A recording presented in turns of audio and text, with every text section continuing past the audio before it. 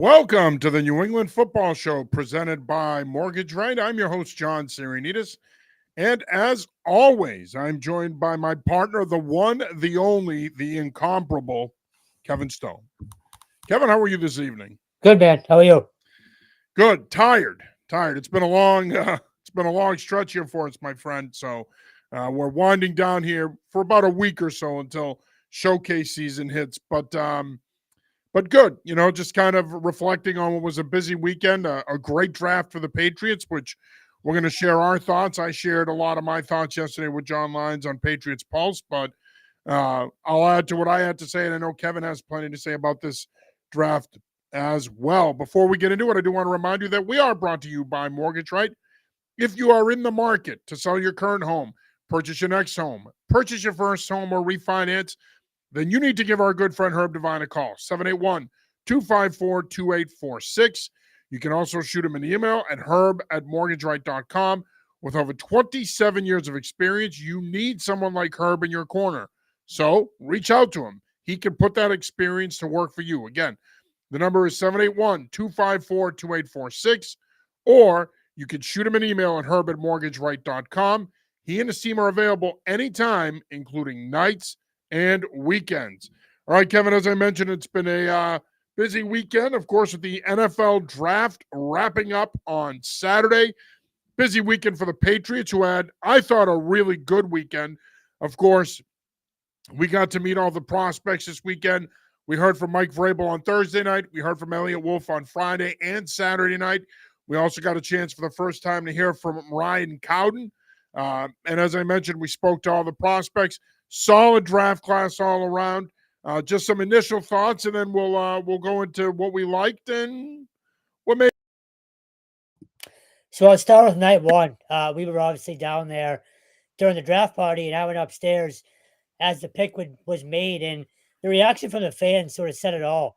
They were pretty fired up, and you don't normally get that with a left tackle, especially when the team has been so bad the last few years. So I thought that was interesting. It was a good night there on Thursday. Friday was a long one, but look, you know this. I was not happy they were running back at 38, and I think it's partly because I'm slightly traumatized by Sony Michel. I know he won a Super Bowl, but that's always just sort of been, I don't know if the benchmark is the right word, but in terms of taking running backs that early, it just felt early to me. But the more you read up about him, the more I listen to you, the more I kind of, watch on my own. He's an explosive player. So, Yeah, I think with all respect, I think your running back argument's got to go out the window here, brother. He is a different cat. And look, he may not pan out. I don't want to sit here and say he's a lock to pan out and be a top 5 running back in the league. But if you use him the right way and he stays healthy, that's the biggest knock on him. He's got to stay healthy. He wasn't healthy in 22 and 23. But I think if he does stay healthy, man, he's going to make a big difference in this offense because, again, when it comes to chunk plays, you want to get him from wherever you can get him, whether it be running back, wide receiver, even tight end. The bottom line is they needed somebody like this in their backfield, but I respectfully disagree. I thought it was a great pick, and I thought it was a really good value pick. I thought Henderson was the best back in this draft. I know everybody loved Genty. I know Genty went in the top 5. I know Omari and Hampton also went in the first round. But I thought when you look at pound for pound, the entire package, I think Trayvon Henderson is a better back than both of those guys simply because he could do more. Yeah, no, look, the more I've sort of studied up, for lack of a better term, he's more of they might use him as a receiver at times. So he's terrific as a receiver. Yeah. So other than that, I love the weekend. What stood out to me, and I tweeted this on Saturday, having been on all the Zooms, we've talked a lot about culture this offseason. And it's a very small thing, and I know that it's not going to win you games necessarily, but every single prospect, it was yes, ma'am, yes, sir, no, ma'am, no, sir, thank you. That sort of thing, it just goes a long, long way, especially for those kids in that moment. You can understand if they're not, manners based. That's a massive moment in their life, but they're all extremely respectful. And again, I know that's not going to win you games, but I think it's important, especially with some of the kids that they've drafted over the last few years. So overall, I thought it was a very good weekend. You got faster, you got bigger, you got more talented, and now you're hearing more and more people say they think this is a playoff team right now. So look, we haven't seen anybody play yet. We haven't even gotten through rookie minicamp. Excuse me. We don't know who's going to be healthy, who's not. But given where they were, say, a week ago compared to where they are now, they're a much better football team. Yeah, I think they're a better football team. I mean, I think they're a much better football team in comparison to last year, obviously. But I think one of the biggest takeaways for me was more of an emphasis again on relative athletic scores. It was kind of a big thing a couple of years ago when they took Tyquan Thornton, and it was kind of a big thing when they drafted some of those guys in 22, 23. It's back to being a thing. But I think the difference here, and again, I know it's easy to say, were you looking at it from rose-colored glasses, John?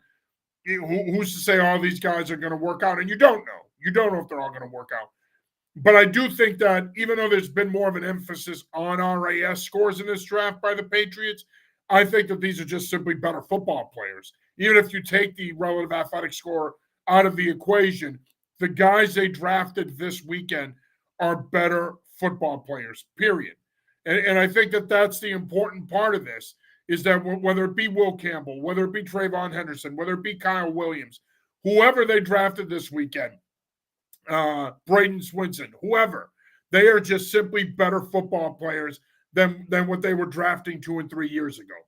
And I think that it's going to show. The proof's going to be in the pudding. These guys are going to come in and they're going to make an impact. I think this is going to be a lot different than what Patriot fans have been used to seeing the last few years. I think you're going to have a class that's going to come in, and to your point, could be the difference between them being, let's say, 7 and 10, 8 and 9, to potentially now being 10 and 7 and a playoff team. I'm not getting into that stuff. I'm not getting into those weeds, talking about the playoffs and whether they're a playoff team or not. We've got the rest of the offseason to bandy about that. I do want to see what their schedule is going to look like when that's unveiled on May 14th, because that will give us a better idea of whether or not they could be a playoff team. But there's no question that they did really well this weekend. And look, I know that a lot of the conversation coming into the week was Will Campbell and the arm length. Look, we watched him speak on Thursday night. He obviously made an impression on Friday when he was in town to be introduced. He is an impressive young man. And it's amazing to me how many people now are laying off the whole arm length thing now that they've watched him speak, now that they've kind of been around him. Now they see, hey, this kid is a lot more than just a football player. He could potentially be a polarizing figure for this locker room. He's Logan Mankins. I said it Thursday night. That's who he reminds me of. And again, it's not necessarily on the field, it's off of it. The tone, the demeanor, the attitude, the willingness to, he's literally used the word fight and die for his quarterback. It's probably hyperbole, of course, but maybe not, in his head. So I love everything about him. I love his approach to the game. I love that the Patriots loved him, as far back as week 5 this year, when they went out to a practice and he talked about that on Thursday night. So look, he might be a bust. You never know. But by all accounts and by everything we've seen and heard so far, he is a locker room leader by all accounts, and exactly the type of person that they need right now. They need it big time. And it's not just the production on the field. They need the leadership. And I know a lot of people are going to say, how is a 21, 22-year-old kid going to walk into that room and become the leader that easily? No, it's not that easy. You would be right if you questioned that statement. However, they not only need leadership, they need an edge, Kevin. They haven't had an edge in that room in a long time. You mentioned Logan Mankins. He didn't say much, but he let his play do the talking. And boy, was he a hell of a football player. A guy that I think eventually ends up in Canton, okay? Yeah. He should be in the Patriots Hall of Fame. He could end up in Canton eventually. He came out of Fresno State as a tackle, moved to guard. I am confident that Campbell's going to stick at tackle. But to your point about comparing him to Mankins played with an edge. He had an attitude. You can say the same thing about Joe Thuney. There's a lot of similarities there as well. Thuney was an offensive tackle at NC State before the Patriots drafted him and made him a guard. And if, let's say, hypothetically, Campbell ends up at guard, again, when you look at the leadership qualities, when you look at what he brings to the table, I don't see how you don't love this kid. As long as he stays healthy, he's going to be a good football player, whether it's at left tackle or, dare I say, left guard. It's not going to matter. I think at either position, he's going to be good. And he may end up having a kick inside after 2 or 3 years. Who knows? But the bottom line is, regardless of where you play him, I think he's going to be a hell of a football player. And I know that some of the comments he made after he got drafted may seem a little Latimer-ish from the program. I'm going to die for my team.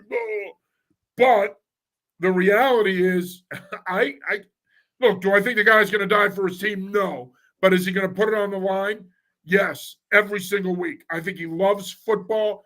I think he loves playing offensive line. I think he loves being his quarterback's protector. I think he loves being a good teammate, being a leader. I think he's going to be heavily involved in the community. I think this kid gets it. He gets it at a young age. Vrabel talked about that on Thursday night, about how he's matured beyond his years. So I love this pick. Again, I know most people will say it's a left tackle. I know it's not sexy. I know it's not flashy. But the bottom line is it fills your biggest need. And you may have your next great left tackle here in New England, and he'll be a guy that we could be potentially talking about in the same sentence someday as, Bruce Armstrong and Matt Light and Nate Solder and those guys. So I think he's going to be terrific. And going back to Henderson, you know what? Again, he gives you something you desperately need, which is a big play element. It is hard at every level of football, and you know this. I've said this to you for years now. It is hard at every level of football to have to drive the ball every possession. It's hard to have to go 80 yards every time you touch the effing football. It sucks. It sucks as a play caller that you have to put together a 10, 12-play drive. Ideally, you'd like to do that in a 4-minute situation to ice the game. But if you have to do that every single possession, it wears on you. It's nice to have somebody that could take a touch 50, 60 yards for a touchdown, whether it be on a handoff or a screen or a pass. It's just nice to have that type of player. And I think not only do they have that type of player in Trayvon Henderson, but they have that type of player in Kyle Williams as well, their third-round pick out of Washington State, which we're going to get to in a sec here. Ken Matthias checks in. Remember when Ken asked, do we put guests on the show? Again, he's practically on the show. He checks in every week. Thanks for checking in, Ken. Besides Will Campbell, who out of this draft class will be a potential impact to the team? Could it be Henderson? Yes, 100%. In fact, as of right now, I think the three guys that are going to make the biggest impact are him, Williams, and Joshua Farmer. And Swinson could end up in that conversation too at some point next season. But I think those three guys are probably going to make the most immediate impact. And I would say right behind them is probably Campbell and Swinson. Now, you're going to say, well, wait a minute. Our first-round pick's not going to make an impact? What the F are you talking about? Slow your roll. He's got to get acclimated to playing left tackle in the NFL. It's a little bit of a different game. Do I think he's going to be a good player? Yes. Do I think he's going to have a good rookie year? Yes. But when we're talking about immediate impact, in other words, we're going to notice it right away, i.e. training camp, I think it's going to be those three guys. So before I answer that, I'll back up real quick to Campbell. And I said this Thursday night, and I mean it in the most positive way possible. They need a prick, and he seems like he's going to be one on the field. A guy that'll, grab somebody's nuts under the pile if it needs to happen, or throw a jab. Family show, Stone. It's a family show. The only nuts we should be talking about are walnuts. Yeah, earmuffs if need be. But they need someone like that, and that's what Logan Mankins Stone class personified. Yeah, but that's where he was huge, was in those sort of dirty moments. When someone needed to defend Tom Brady, it was him. It was him up first. So in terms of Campbell, that's what they need. In terms of the impact guys, I'm with you on Williams and Henderson now. But to me, Craig Woodson, I love the way he spoke the other day. It's a good point. And to what you always talk about in terms of physicality and, wanting a bunch of guys who will run through, someone's face. He literally said, I've loved running and hitting people since I was a kid. He said that's the beautiful part of the game. Or I think he's been at Cal since he was a kid. Right. So he said that's the thrill of the game. So And not only that, he talked a lot about communication. Their communication on the back end has been iffy for a while now. Yeah. Yep. Since I agree. Especially last year. It was bad since last year. Devin McCourty left, pretty much. So Yep. I think he can help there. For whatever reason, Peppers and Duggar just aren't that great at it, for lack of a better way to say it. So, which is interesting that you say that. On the one hand, I could see your point about Duggar. He's a very soft-spoken, doesn't say much kind of guy. But Peppers loves to talk to us. He wears it on his sleeve.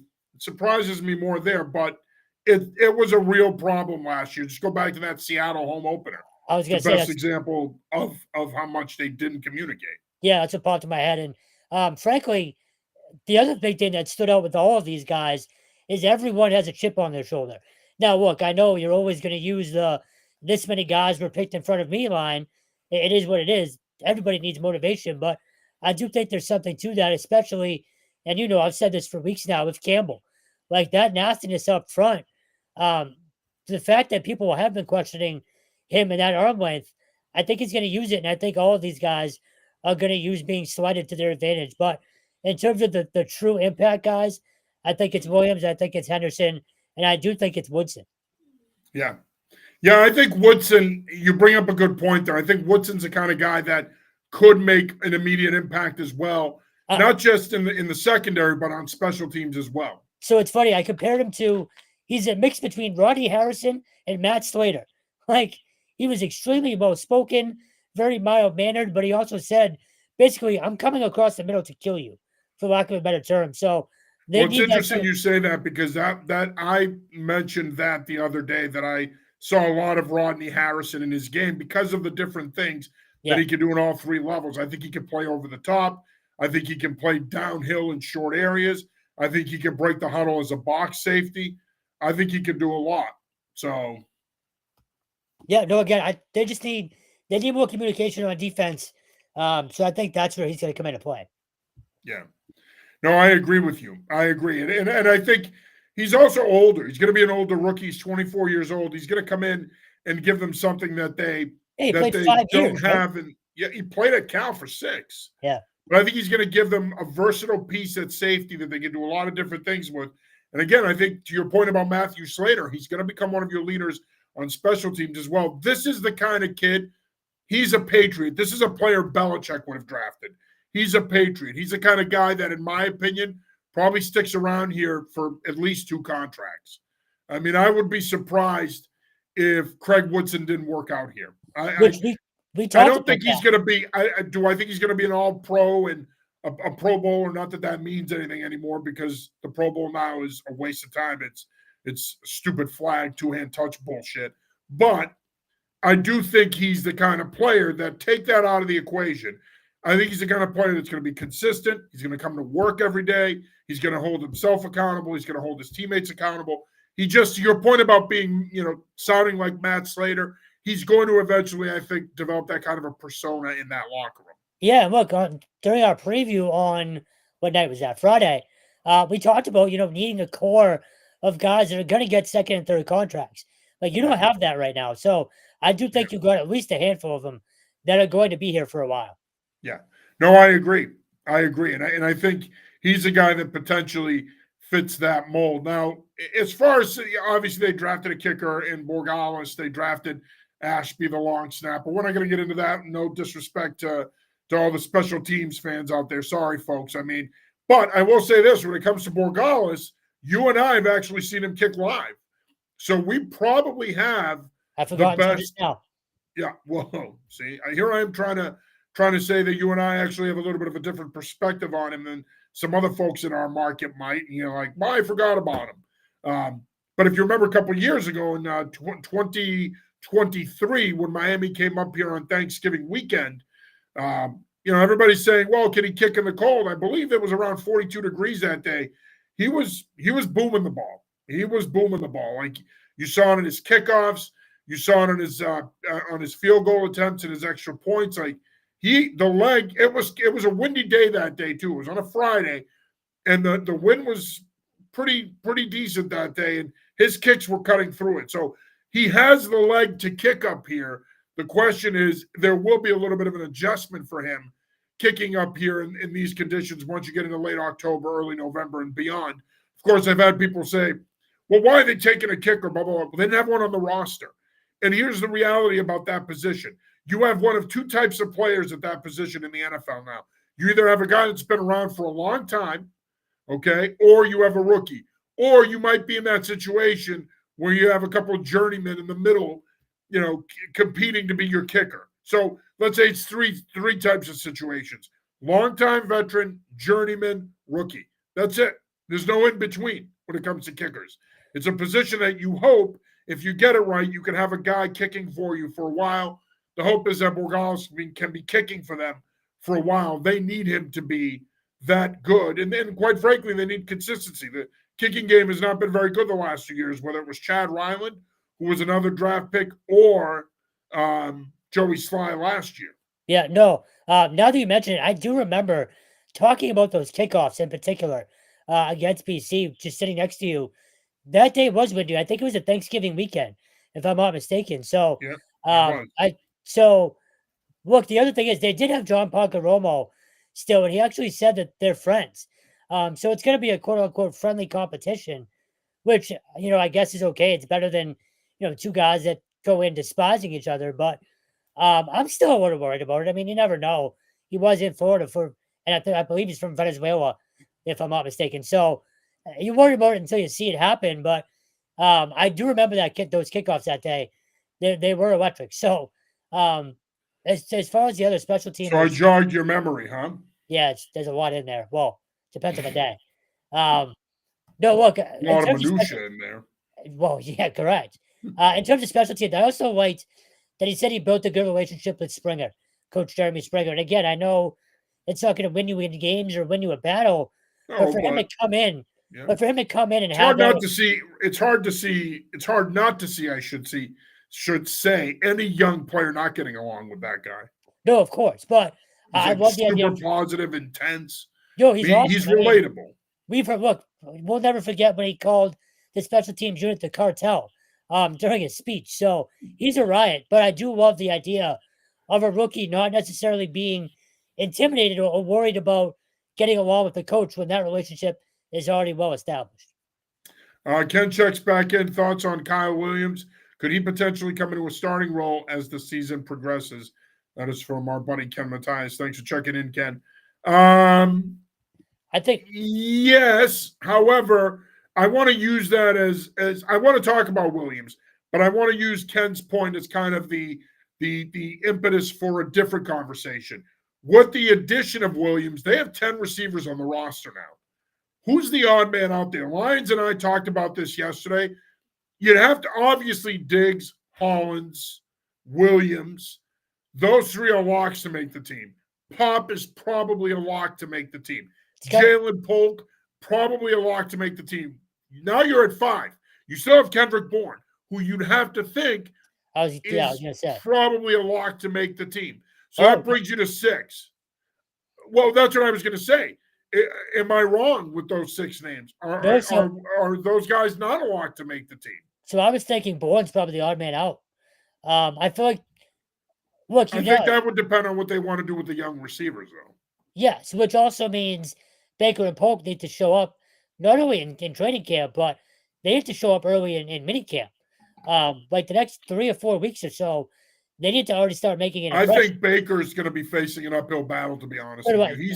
He's really going to have to pop this spring, and I don't like speculating about people's future or their job security, but he's going to really have to pop this spring to have any shot of making this team out of camp in the fall. I really do. He's going to need to pop this spring, and he's going to need to have a great training camp and really pop not only in practice but in the preseason games to have a shot at making this team. So Bourne and him were the first 2 that came to mind, because I do think they want to at least still give Polk a shot, just based on how Vrabel has talked about. I think Polk gets another year. Yeah. He was a second-round pick. You can't just throw him away. And he showed signs. We've said this before. He was their best receiver in camp last year.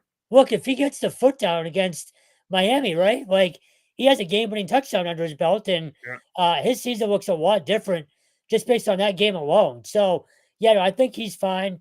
I think Booty's still fine, even though his name has come up. I do Yeah. think it's hard to read, but that rapport with Drake May last year, especially on deep balls, it's hard to ignore that.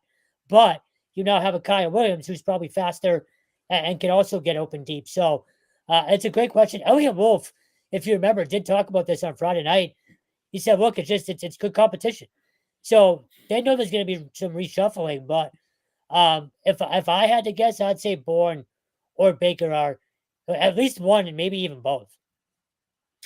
Yeah, I just think they're going to have some serious competition at receiver, but there's going to also have to be some serious conversation as to who stays and who goes. And you could be right. I mean, it could very well be that the young receivers that they've added the last couple of years could potentially be on the outside looking in. I mean, is Pop Douglas a guy who's safe? I don't know. Is he safe? I Is he a have to guy that think you so. would categorize as a lock to make this team at that position? Yeah, I mean, I would. I just love what he brings in terms of being able to move him all over the place like Kyle Williams. But look, we don't know how Vrabel operates. Like, this is all going to be brand new for everybody in terms of how he evaluates not only training camp, but mini camp too. Yeah, I just the way I look at it, I have a hard time. I have a hard time believing that Kendrick Bourne won't be on this football team. I mean, but then again, who knows? Depending on how the Well, spring plays out, how camp plays out, you also have to think that guys like Cam potentially or a Keyshawn Booty, those guys may end up getting moved anyway. well, this a lot of this also depends on if Diggs is starting the season. You know, if you Yeah, have that extra yeah, spot, well, then it's a different right. You're conversation. going to carry one of those guys. Right. Yeah. So that's the other part of it. It's trending in that direction that Diggs starts the season. Now, as far as Kyle Williams is concerned, look, I was a little critical of the pick on Friday night only because I wanted him. Wolf talked about the importance of adding a boundary receiver with size, somebody that they can get on the backside of trips and try to generate matchups. So I kind of took that and thought to myself, this is one of those receiver classes that had an abundance of that. So you had to think they were going to get one of those guys, whether it be Higgins, whether it be Illuminor, they were going to get one of those guys, and they didn't. They didn't, and they ended up going for Williams, who I like. I mean, Williams has played on the backside one-on-one at both UNLV and Washington State, but we're talking about a guy who's 5'10 and change, probably 188, 190 pounds. You draft Kyle Williams because he can run. You draft Kyle Williams because he can take the top off of coverage and make big plays. He averaged over 16 yards a catch on perimeter screens last year. Caught 61 balls his first year at Washington State playing with John Mateer. 2 years ago, caught 70 balls last year. Some of those passes were thrown by our old friend Zevi Eckhouse, former Bryant quarterback. Williams is the real deal. And when I questioned the pick, it wasn't because I don't like the player. I love the player. I love his release. I think he has the best release of any receiver in this class, and he knows how to get open. That is elite level release skills when you watch his release work. I equate it to Devontae Adams in terms of his whole body release from the line. Like, I think he's that good. But he's got to produce to that level, which is another reason why, going back to the receiver competition, I don't want to give up on Polk because I think Polk can be a player. He can be a really good fit in this offense. So I think he's a guy that has to make this team out of camp this fall because I think he's a guy that in this system could really thrive and develop. The question is he going to be competing against Kyle Williams for those reps in 11 personnel? Is Williams a lock to be the third receiver when they're 11? Because they'll be in 11 a lot, but you have to think he's either going to be the number 2 receiver, depending on what happens with Diggs, or the number 3, because Matt Collins is probably a little bit better in 11 as the third receiver where you can move him around. He gives you some alignment versatility. Quite frankly, all 3 of those guys give you alignment versatility, but I like the Kyle Williams pick. I just wish they went a little bigger in terms of stature. I think the best part about the draft entirely is how creative Josh McDaniels can get now. Like he had Julian Edelman, he had Danny Amendola, had Gronk, had Brady, obviously. He's never had this kind of speed or options to move guys in different spots, it feels like. So I got to think he's licking his chops right now. Let me ask you this. How much influence do you think he had in a lot of these picks? Because it feels like a lot. I think he played a big part Yeah. in this weekend. But the one pick that I think it was his pick is Henderson. I think Henderson in a lot of ways was his pick. I would be shocked if he didn't bang the table for that pick. Because again, you got to remember. Does he see him as James White in terms of? No, I think he's a different type of back. He's bigger than White. I think he's a different kind of back. Similar skill set, but I think he can be a little bit more of a workhorse than White was. He could be your starting running back in 2 years. He could be your starting tailback in 2026. But I have no doubt in my mind, I would be shocked if we ever found out that he wasn't the guy that banged the table for that pick. Again, and I asked Elliot Wolf this on Friday night. Wolf talked about taking the best player available and the importance of that a few weeks back. I asked him on Friday night, I said, listen, is this a prime example of you guys looking at the board at pick 38 and saying, you know what? Travion Henderson is the best player available, regardless of position. Let's take him. I think that that's part of what went into their thought process, but I have no doubts in my mind with the running back position being emphasized more in the passing game again. When you look at what this guy can do on screens, he runs a receiver route tree. He's the best pass protecting back in this draft class. When you look at all the things he can do, Kevin, there's no doubt in my mind that Josh McDaniels played a part in them taking him. Which I love, because I don't think his voice was heard nearly enough when Belichick was here. Yeah, I agree. I agree. But, I mean, again, I think that the running back in terms of the passing game will be re-emphasized again a lot more than they were last year. And I think Henderson's going to play a big part in that. And I think that that's the important part here. As far as the rest of the draft is concerned, Marcus Bryant, big tackle out of Missouri. I like him. I think he could develop into a potential swing tackle, but he's got to do a better job of bending. I don't think he bends as well as he needs to. Even though he's got a lot of experience, he's played a lot of football, he's gotten away with playing tall at the college level. He's going to need to be more of a natural bender in the NFL if he wants to stick. And I know we haven't had a chance to talk about Farmer and Swinton, but I want to do that real quick. I love both of those picks. I think Farmer steps in, and John and I talked about this yesterday. I think Farmer steps in this season in your interior D tackle rotation. I think he ends up playing meaningful snaps. I think he's the first guy in, and I think he will complement Barmore and Milton Williams very well. I was just going to say, imagine those three together, like in one room. That's a terrifying thought. And just on the field. There we go, hyperbole. I mean, no, I'm serious though. Like the size of those human beings together is wild, but they're deep there. Like it's arguably the deepest position group you have now is defensive tackle.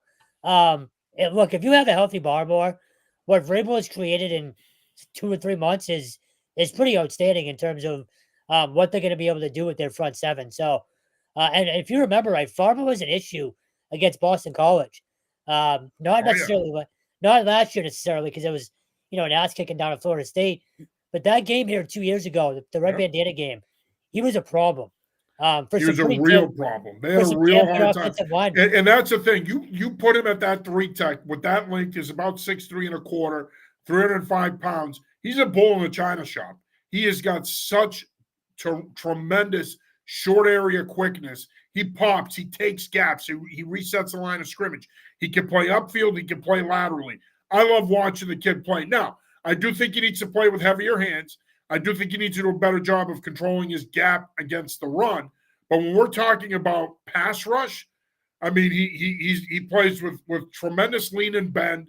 He's a guy that has that second gear when it comes to burst to finish at the quarterback. He could be a really nice complement to what they already have inside. And I think in a lot of ways, when you look at their defensive tackle rotation in recent years, I think he's probably their best option off the bench that they've had at either tackle in a long, long time. And one of the best parts about him, too, is he already had prior relationships with a few of the members of the staff. Like Coach McMillan, he said he gave him his first high school offer. So, like, if you have those relationships dating back that long, and look, they're professionals, they're being paid, I know. You might, give a little bit more based on that relationship or that love that you have for a coach. So, that just as well as anybody. You have guys that will play a little bit harder for certain coaches. So I love that about him too. And Swinton, again, is the kind of guy that, look, I love the pick, tremendous value in the 5th round. But I think at the end of the day, if he could potentially make a big difference for them as a situational pass rusher, at least right out of the gate.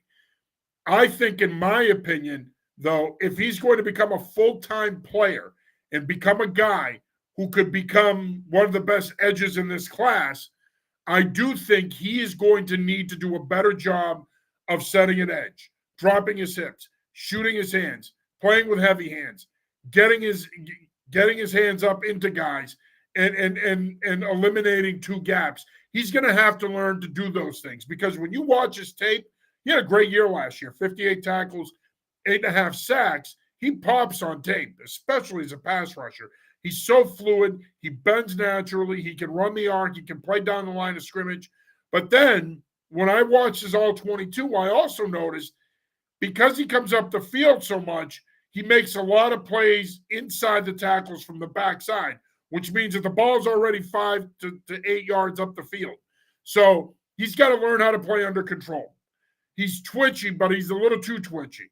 He's got to learn how to play under control. He's got to learn how to use his hands better. And he's got to prove that he can be a 3-down player, because the size, 6'5", 250 pounds, the explosiveness, all of those things are in place. But he has got to learn to be a better run defender. If he can't stop the run and he can't secure his gap, can he play in this league? Yes, because I think that explosiveness as a pass rusher will buy him some time in terms of his career, but he can take his game to the next level. He can have a next level career if he becomes a better run defender. And again, he's Barbo insurance too. Like, technically speaking, I mean, I'm really talking about. That's right, Switzer, right. But even still, look at now. You're questioning, is Tavai still here? Like, guys like that now need to kind of watch over their shoulders, because I think he can easily take his spot or someone else. Well, Tavai plays inside and he plays off the ball, so I don't think he's going to threaten his spot. But in terms of just the roster spot, like, a lot of guys now need to have a head on a swivel, because Mike Vrabel has made it clear they're not opposed to moving on from guys that have been here. Like, they're more than willing to have this new wave of players come in and sort of set the tone and set the culture. Yeah. Well, it'll be interesting. Like I said, they had a really, really good draft. These are 2 guys that I think could really help. The 2 guys we just talked about could really help them. I think what it comes down to is they just have to, again, continue to do a good job of developing guys, and the emphasis on relative athletic scores, the emphasis on character and toughness. All those things are important, but as you and I both know, it's not going to matter if you don't develop these guys to get the most out of them. And that's been the problem in recent years, right? That they just haven't developed guys. I think a guy like Swinson, he has a ton of tools. But I think, again, you've got to take your time with him, develop him, and let him become the player he could be. And I think they'll be able to do that because they have enough depth on the edge that he doesn't have to step in right away and become an impactful player. He could, but I don't think he needs to. And again, the other thing we're going to keep in mind here is schematically, this will be a different type of defense. They're going to be more of a one gap attack, take a gap, not necessarily plug a gap. It's going to be a different mindset. So he's going to be allowed to be himself, which I think is really, really important here. You are watching / listening to the New England Football Show presented by Mortgage Right. I'm your host, John Sarianides. As always, I'm joined by my partner, Kevin Stone. We do want to remind you that if you're in the market to sell your current home, purchase your next home, purchase your first home, or refinance, give our good friend Herb Devine a call, 781-254-2846. You can also shoot him an email at herb@mortgageright.com. He and his team are available anytime, including nights and weekends. All right, before we move on to some other topics here, and I do want to get into the undrafted free agents and the undrafted free agents in the area. Just some thoughts on the draft overall. And I mean, I guess we have to talk about Shedeur Sanders. It's kind of a mandatory theme for this year's draft, but just some overall thoughts on the draft and some thoughts on Shedeur Sanders. Where's Ricky Sanders? You have no idea what I'm talking about, do you? No. That was Ronald Reagan. When the Washington Redskins, I said Redskins. When the Washington Redskins won the Super Bowl, he threw a pass. I believe it was in '87. He threw a pass to Ricky Sanders, who was a receiver for the Redskins on the White House lawn. He couldn't find him, so he said, "Where's Ricky Sanders?" There you go. It's a year before I was born, so I didn't know. My bad. I forgot. The world began when you were born. Pretty much. So look, the Sanders thing. Do we even have to mention that the idiot kid who pranked him? Like, no, I don't want to give Jeff Ulbricht any more cred than he has. I will say I don't buy the story that it was an open iPad. But I like the father. I was involved. I don't know a lot of specifics of the story, but just dumb. I don't buy it. Look, I don't know if he was 5th round worthy or whatever it was, 4th round, wherever he went. But look, it's what happens when you sort of make yourself the show, right? Like, there's a reason kids or teams don't want to touch kids that bring extra attention on themselves. So I get it. I get why he dropped. I still think he's better than where he went, and I'm sure he was. But it has to do with Dion and the way they present themselves. So it is what it is. I think he'll be a decent quarterback.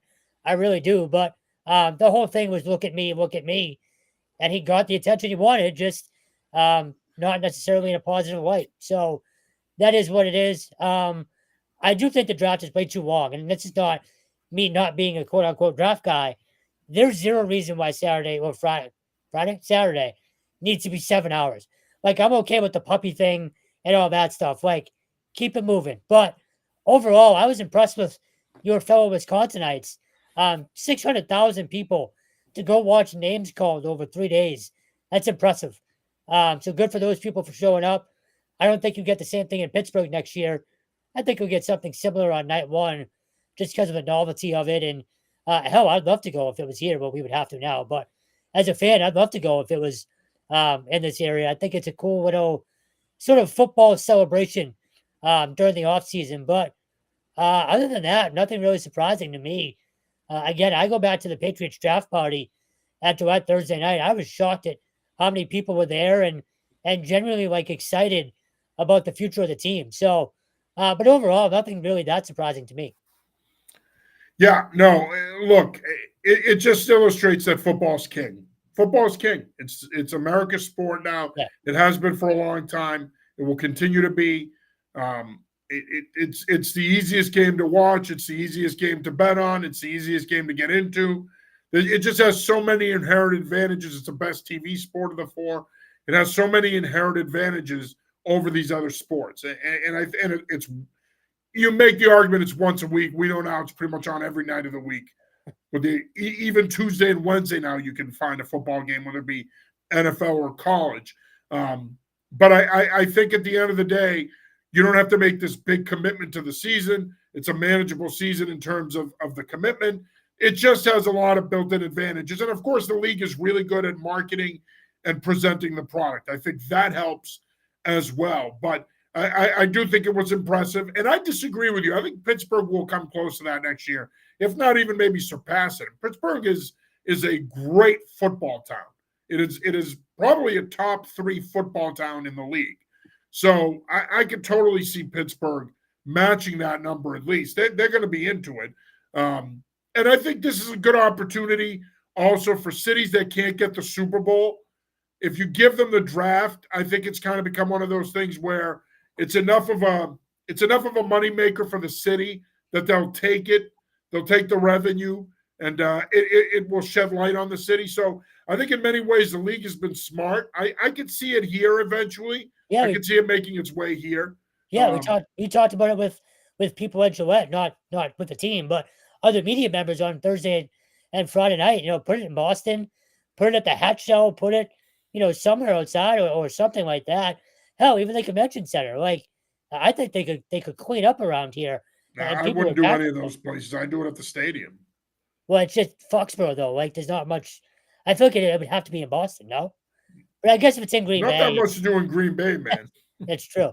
And just before we get to the UDFAs, the Boston College, the trio that got drafted.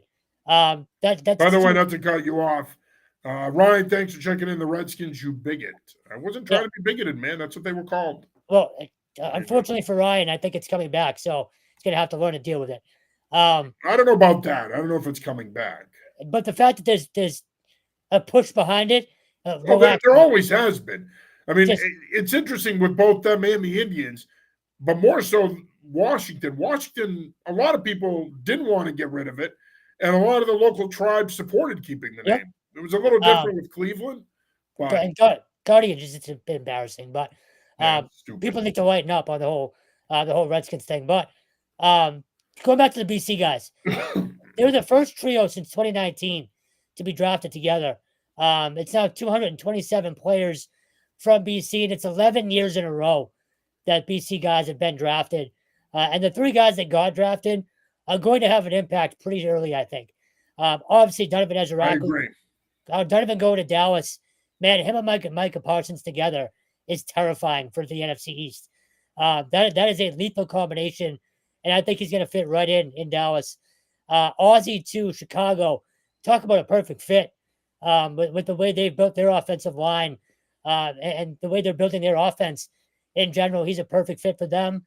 And then Drew Kendall staying an Eagle, going to Philly. Again, another great fit with the way that they play mean and nasty up front. So congratulations to all of those guys. Obviously, we've raved about covering them and the people that they are. But to make that kind of history it's very much OYU again outside of Donovan, and I think Donovan is going to be a household name pretty soon.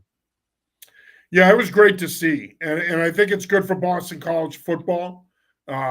It's obviously something that keeps their tradition going in terms of the draft and getting guys drafted and developed. And but I also think it's a selling point in recruiting now. If you're Bill O'Brien and this coaching staff, you just made history having those 3 guys get drafted.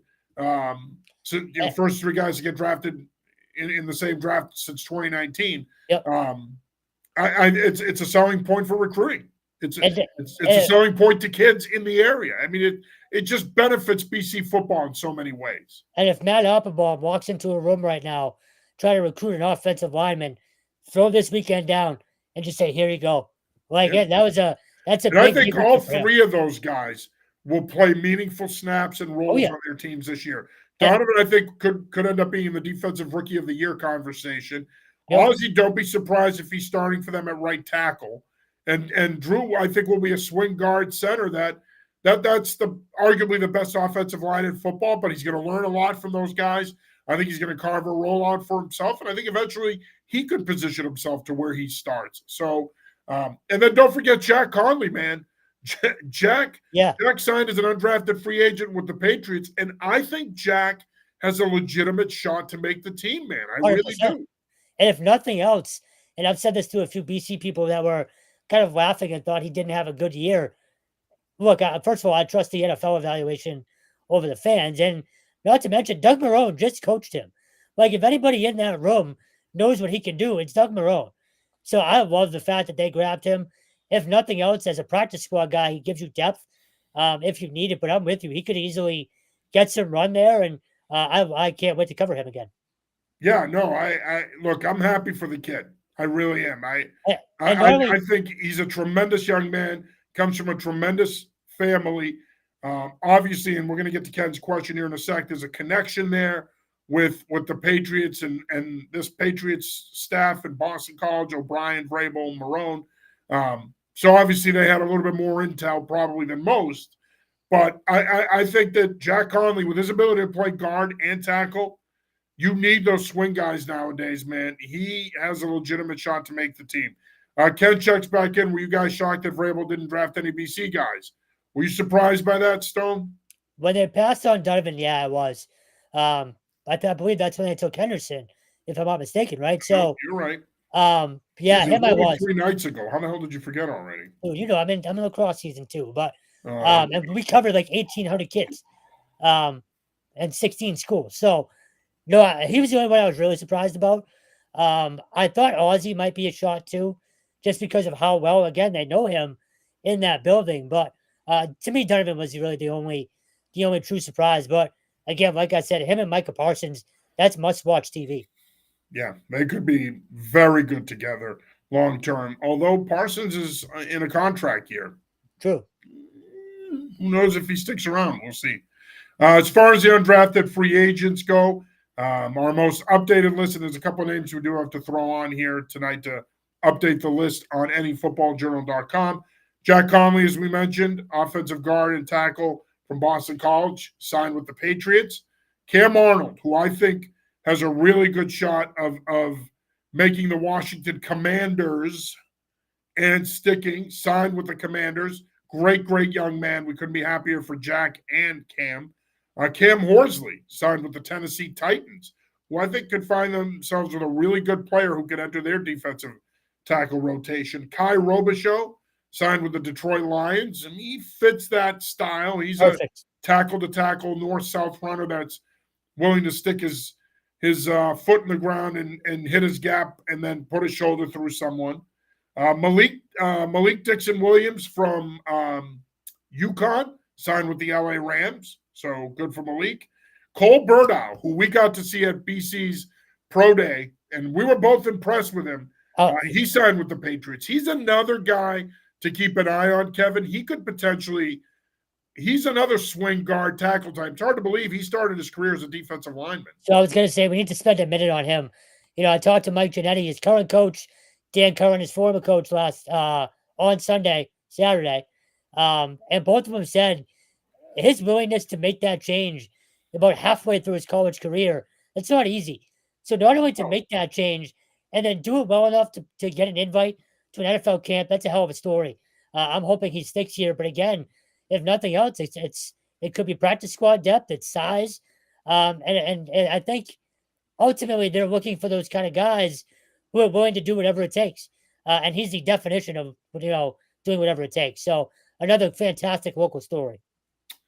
Your former UNH quarterback Max Brosmer, who played at the University of Minnesota last year, signed with the Minnesota Vikings. Jacoby Keeney-James, who ran a 4.37 at UMass's Pro Day. He was UMass's best receiver last year, had a really good year, really popped in their big games down the stretch, their Power 4 games. He made a name for himself in that Auburn game. He signed with the Detroit Lions. Wandy Owens, formerly of Yale and UNH, he signed with the Buffalo Bills. I think he's going to be a terrific fit in that scheme. 42-inch vert on Pro Day. Yeah. Wild athleticism. Logan Tomlinson got a rookie minicamp invite from the Baltimore Ravens. Dylan Poirier from UNH, same thing, interior offensive lineman from North Kingstown, Rhode Island. He got a rookie minicamp invite from the Giants. Valentin Sen played left tackle at UConn, multi-year starter. Valentin signed with the Arizona Cardinals. Dom Mazzotti, tight end at UMass, got a rookie minicamp invite with the Chicago Bears. Tyler Neville, formerly of Harvard and the University of Virginia, signed with the Dallas Cowboys. I think he's a tremendous fit in that offense. He's exactly the type of tight end that they have drafted and developed in the past. Jacob Dobbs. Jacob Dobbs, one of the best defensive players in New England in the last 4 years. He got a rookie minicamp invite with the Baltimore Ravens. Look, if you're looking for a Joe Andreessen in this group, yeah, meet Jacob Dobbs. He could be that guy that could end up making the Baltimore Ravens. Talk about a perfect Raven in terms of the physicality they want to play with. Not necessarily off-field stuff. He's a much better kid than what they've produced lately. But no, I love him in that Raven purple and black. I think he could stick there. Yeah, K'Ron Lynch-Adams, formerly of UMass, who transferred to Michigan State last year. He got a rookie minicamp invite with the Carolina Panthers. Hector Johnson, who played at Division III Endicott, rookie minicamp invite with the Patriots. Thomas Perry, who made national headlines for his performance at the East-West Shrine game out of Middlebury. He got a rookie minicamp invite with the Baltimore Ravens as well. Look, I'll say this, and I'm going to sound like a homer, and I don't give an F, okay? This kid's a damn good football player, man. Forget about the fact that he played at Middlebury. First of all, NESCAC football is really good football. You have a lot of guys playing NESCAC football that could play FCS football, okay? I can't believe he didn't sign a contract as an undrafted free agent. I thought for sure he would have gone in the 6th or 7th round. I thought he would have gotten drafted. But even when he didn't, I thought to myself, somebody will sign him. I was surprised that he didn't sign. Another guy that I think is going to impress someone along the way, that you could see him make a team out of the end of training camp and end up, if nothing else, on a practice squad. He is an impressive young man. I think he's a center in the NFL. He's probably 6'3", 315, 320 pounds. I think he profiles more as a center. Smart, high IQ guy. Again, I can't believe that nobody signed him as a UDFA. Pat Conroy, formerly of Merrimack and Old Dominion, signed with the Las Vegas Raiders. Tyron Herring, quarterback from Dartmouth, signed with the Green Bay Packers. TJ Sheffield out of UConn got a rookie minicamp invite with the Tennessee Titans. Braden Price, corner out of URI, rookie minicamp invite with the Miami Dolphins. Donato Crisanti, long snapper for URI, got a rookie minicamp invite with the New York Jets. Landon Ruggieri, wide receiver out of Bryant, got a rookie minicamp invite from the New York Giants. And Seth Morgan, who was UNH's transfer quarterback last year, he got a rookie minicamp invite from the Pittsburgh Steelers. So that's our most up-to-date list. Obviously, as we get more names, we'll share them with you guys. We'll retweet. We'll update our list. But we're hoping there's still a bunch of guys that were good football players here in New England. We're hoping that at the very least they get a shot to go to a rookie minicamp and get their chance to impress. Yeah. Go ahead. Just before we get to the question, one guy we didn't mention, and I can't believe that we didn't, is Neto Okpala. I thought for sure we would hear his name this weekend. I know you feel the same way. Yeah, I was surprised with him and Cam, more so Cam, but I thought Neto might have snuck into the 7th round. If not, I had him as an undrafted free agent, but I thought he would have signed. I think it's so hard. Is it the injury thing with him? It could be, but it's just so hard to gauge what these teams want, what they're looking for. And I think that's the issue here. I say it all the time, right? And I'm going to say it again. And people are probably done hearing me say it, but it truly is that beauty's in the eye of the beholder. And some players are going to be they're going to appear beautiful to some teams, and others aren't. And some may not appear beautiful to any team. Mm-hmm. His injury history could be playing a part in it, but I think at the end of the day, man, as much as we're sitting here saying that, oh, the game's in trouble, there aren't enough kids playing football, blah blah blah, there are hundreds of good players that didn't get drafted, that haven't signed as undrafted free agents, that didn't get rookie minicamp invites, that are out there that you hope are going to have a shot at playing in the CFL, that you hope are going to have a shot at potentially playing in the UFL or arena, playing somewhere where they can develop and put some good stuff on tape. But I think, there's some guys that I was surprised didn't sign contracts. And then one local guy we just didn't talk about during our draft talk was Chase DeWant. I know you've been on him for a long time. Went to Buffalo, sir. So you might be seeing him twice a year now as a Patriots fan and as a Patriots defensive lineman too. A tremendous pick for the Bills, late round pick. This is a young man who I think will be their swing tackle. And I think eventually he starts at right tackle for them. I really do. 6'7", 305, big techs. He can move. 4-year starter at UConn. 4-year starter. Didn't give up a sack last year. This is a kid that I thought could have been a top 100 pick.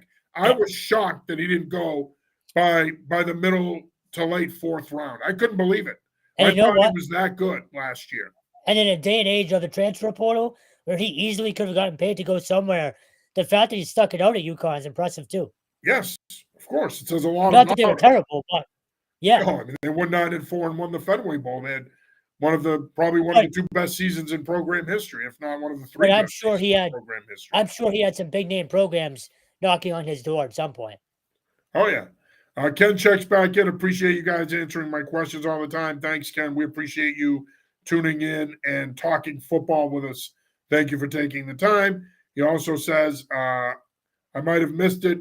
You guys talked about it, but what was your initial reaction to Sanders slipping in the 5th round? Well, Stone talked about it. I did not, though. I got diverted in my thought. Do I think that he should have fallen to the 5th round? No. Do I think that Shedeur Sanders was a 1st-round quarterback? No. Did I think that he was a second-round quarterback? Maybe. I think the slide for him probably should have ended in the third round. Look, I've talked to a lot of people around the league the last 2 months that have said to me that roughly half the league didn't have a first-round grade on him. So as much as the national media in particular, especially Mel Kiper, who I respect immensely, who motivated me to get into the draft business 25 years ago, I thought it was embarrassing the way he acted about this. The bottom line is the reason why Shedeur Sanders fell is two reasons. One, he's not that good. And two, his father and the family and the brand and all the bullshit that comes with him, his arrogance, his attitude in these meetings, it all caught up with him. And in many ways, the NFL told Shedeur Sanders and others that if you're going to come play in our league and have the privilege of playing in our league and monetizing that experience, you're going to do things our way. And I've got news for people out there, Kevin. If people think that's a bad thing, then shame on you. Because if he was acting like some of the reports that we heard, if he was acting the way he was acting in some of those meetings, well, you reap what you sow, buddy. You did it to yourself. Now, look, when I say he's not that good, excuse me, do I think he could start in the NFL? In the right offense, yes. I do think he ended up in the right situation. I do think he could potentially start. I do not think he's a top 15 quarterback in the league. Could he be a top 20, top 25 starter? Yes. Is he going to need a lot of talent around him to succeed? Yes. In many ways, we're having the same conversation we had about Mac Jones in 2021. Except Mac Jones, I think, was a lock first-round pick. I never believed this kid was a first-round pick. I thought he was going to go in the first round. I thought he was going to go in the top 10 at one point. But I didn't believe, after studying him and watching him and all my years of coaching quarterbacks and evaluating them, I did not think he was a first-round talent. And I don't think a lot of people in the league thought he was a first-round talent. And interestingly enough, Elliot Wolf was asked about this on Friday night, what he thought about his slide.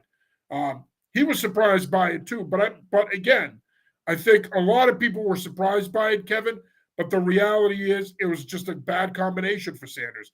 Not as good as people thought, and the antics that comes with being Shedeur Sanders, that's what ultimately did him in. Yeah, I mean, look, living the NIL life, he's already been paid, right? So yeah. He doesn't have to act like every other, and that's not to say other guys that didn't get drafted or that got drafted didn't have NIL deals. The majority of them, if not all of them, probably did. But when he's acting like that, it's because he's already gotten that fat contract. Again, the father doesn't help either, but these kids are going into the NFL having already made as much, if not more money than they're going to with rookie deals. So there's not that sense of, I better button everything up in these interviews and stuff like that. The money's already in their account. They're just going on these interviews and ultimately hoping to get drafted to add to their bank account. But I do think part of his problem is just living in the NIL culture. Well, yeah, and that's come up and that's been bandied about. And I think that this is why I said what I said a few minutes ago, that I think the NFL sent a lot of people a message this weekend. Not only Shedeur Sanders, but I think they sent a message to a lot of kids out there that if you think that we're going to let you come into this league and you're going to act like a prima donna in meetings and you're going to dictate to us, if you think we're going to employ you, you've got another thing coming. And I say, good for the league. I'm going to say something that's going to be wildly unpopular amongst young people. Some of these young people need to be knocked down a peg, okay? Some of these kids that are playing at 4 and 5 schools in their college careers, they need to be knocked down a peg.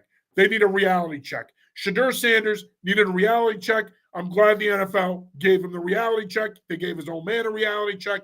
They gave his brother, who has no shot of making the Buccaneers, a reality check as well. See, the problem is they needed this, and other kids need it. And other kids, by the way, in the next 2, 3, 4, 5 drafts are going to end up falling like he did, and they're going to get that reality slap in the face, and hopefully it wakes them up, and they realize you're not as awesome as you think you are. You're not as valuable as you think you are, and you're not some kind of a commodity that the league is going to bend over backwards to employ you. And again, in the case of Sanders, he wasn't good enough, because I will say this, if he were good enough, and you know this, he probably does go in the first round. It wasn't just the antics with him and the father. he wasn't as good as people portrayed him to be, especially the national media. The national media bent over backwards to present him a certain way, especially ESPN, especially some of these other networks, and he wasn't that. So, and just to your last point, that reality check or lesson, I'm not sure they're taking it that way. Again, these kids that are growing up, either coddled or being told they're the best in 8-year-old 7-on-7. It's just the way they're brought up. Yeah, so but I think that's a you problem hope they across take it the as a lesson. board. It's a problem across the board in all sports, man. Oh yeah, Their 100%. egos are being inflated at a younger and younger age. Yeah. Parents are a problem. The kids are a problem. Coaches are pariahs. Officials are pariahs. This is why people don't want to coach anymore. This is why people don't want to officiate anymore. And I think it sets a terrible example, a terrible standard. And I loved that he slipped because he needed the reality check. I don't like it for him as a player. I felt for him as a player, but the person, if those reports are true, the stuff he was doing and saying in some of these interviews, if they are true, and I don't see why they wouldn't be out there if they weren't. If they were true, he needed a reality check. So now, and I think Reese Davis from ESPN hit 1,000-foot home run. Yeah, he said it about as well as you could say it. Well, now he only has one option. Now he has to put his head down and go to work and prove people wrong. If the kid has enough talent that he can do that, and I hope for his sake he does. He's in a pretty good situation. He's going to play for a terrific offensive coach in Stefanski. He's going to play in a system that's going to play to his strengths, and he's going to a situation where he could end up the starting quarterback. Never mind beating out Dylan Gabriel. He could end up the starting quarterback there. So, you know what? It could all work out in the end, but I hope for his sake that he learned his lesson, and I hope all these other kids who think that they're above the rules and above coaches and above programs, I hope that they get their little reality check too. That I don't know about these other leagues, but the NFL sent a loud and clear message this weekend. We don't need you.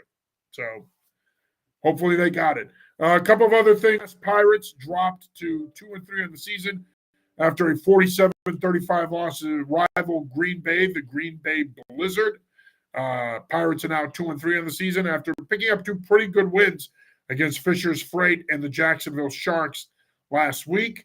Kevin, you had an opportunity to talk to Dante Reno, who announced he is transferring from South Carolina. Of course, Dante, tremendous young man, son of the great Tony Reno. Tony is the head coach at Yale, and Tony is salt of the earth, terrific coach, but even better person. The Reno family as a whole is awesome.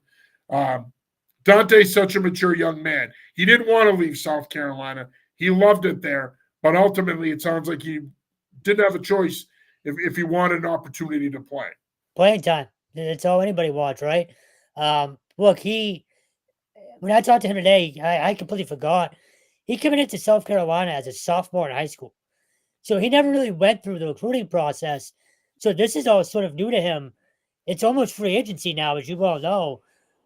He's got 15 to 20 schools that have already reached out. And my favorite line that he had was, as a high school recruit, you're just happy to hear coaches tell you how good you are. Now it's okay. Where can I play? So that maturity you speak of, it's there. Look, he can get money from anywhere at this point. So I don't think money is going to be a factor. I did ask him if coming, closer to home was a factor.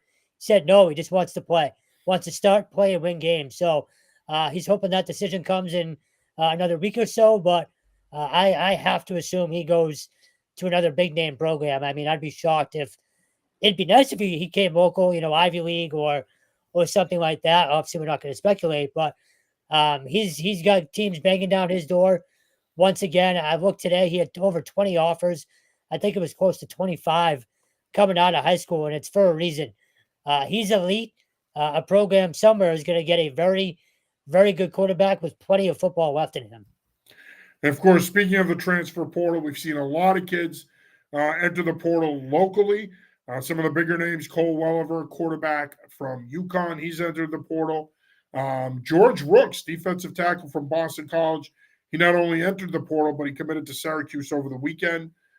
So there's a lot of young men out there that are entering the portal. Of course, the portal opened on April 18th. There's a lot of young men that are entering the portal, have entered the portal, that are hoping to get their opportunity. And of course, we'll have a portal report this week keep you guys up to date on who has entered and who's doing what. Patriots, coming back to the Patriots, they have media availability this week. Austin Hooper and Kaylavon Chason are going to meet with the media tomorrow over at Gillette Stadium. And on Thursday, big one, Drake May is going to meet with the media on Thursday. It'll be interesting to see what he has to say for the first time this offseason. Certainly it'll be his first time since Mike Vrabel took the job. So we got that to look forward to as well. Yeah, he'll be joined by another player too. We're just not sure who yet. Real quick on the two. I think it's going to be you, isn't it? What do you mean? No. I mean, I hope not. Aren't you a player? Player. Like, tell it along, player. Real quick on the two BC kids. Rooks was really surprising. Yeah. That defensive line is not very deep. Thank you for getting the show back on track. Anytime. I shouldn't say they're not very deep. There's some talent there, but I think the addition of Wake Forest Chris, I hope I don't mess this up, Marbale, I think it is, or something roughly close to that. I think the addition of him, you still have Sedarius McConnell, you have Owen Stoudemire, guys like that. But Rooks was a 2-year starter for them. And a veteran, just sort of a consistent, that's not flashy, but no, it's a good football player. Yeah, he was always there, right? So he was big. Bryce Steele is also quite a story that needs to get mentioned. He's also headed in the portal. We all know what he went through the last few years. He's been at BC for 4 years. People don't realize that, given the year he missed with cancer and all of that. But look, throughout camp, he looked a little bit slower. He got banged up towards the end. And I think it's just sort of one of those things where it's best for both sides, right? Like, for him, he's got limited time left.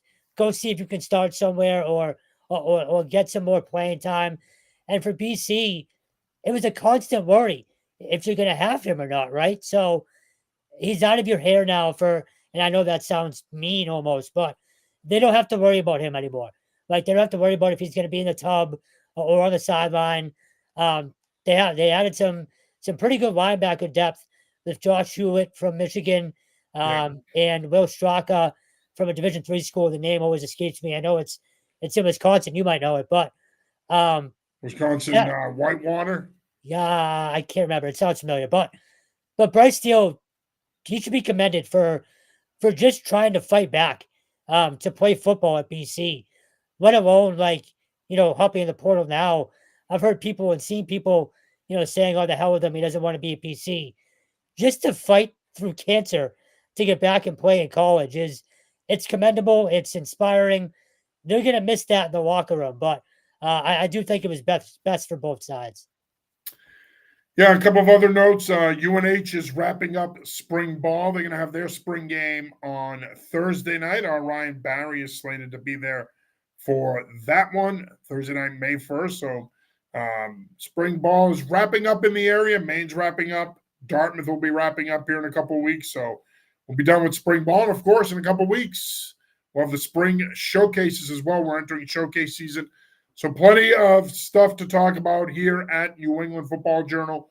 We're also going to get the coaches chat and the recruiting visit back up and running this week as well. We took a couple weeks off with the NFL draft. All right, Stone, final thoughts here before we put a bow on this bad boy.